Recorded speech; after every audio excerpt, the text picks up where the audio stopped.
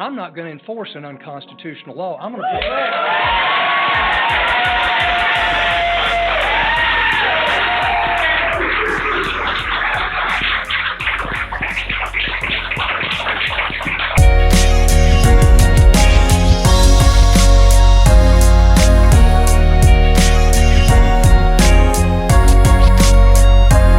The Constitution needs no explanation. It's been enforced for several hundred years now.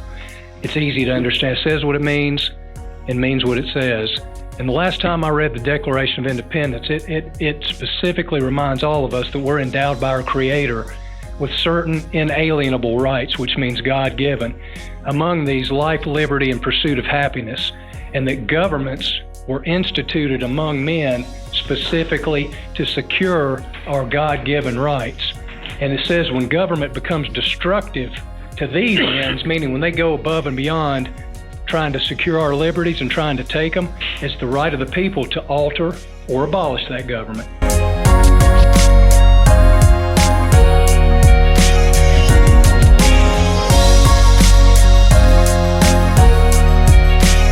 Good evening, everyone. I've heard from many individuals that this resolution will not change anything. And I got to thinking about that. And what I find is that if we were to stand in solidarity with the thousands of other communities in the United States to have passed similar resolutions, what can the state and the federal government do to enforce their infringements? They rely on local law enforcement agencies to enforce the infringements that they bring forth. Thank you. Thank you.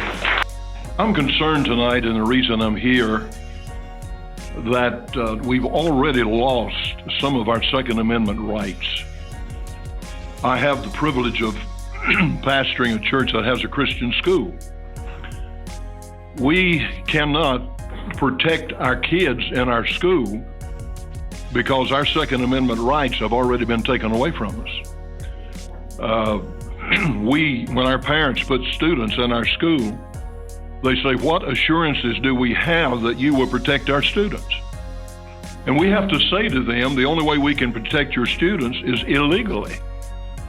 Because the law in the state of North Carolina says that, yes, we may have a gun on our property, but it has to be out in the parking lot, in a car, in a locked box, behind a locked car. So when a individual comes into our school to do harm to our faculty and our students, according to our legislature, we have to say, wait just a minute.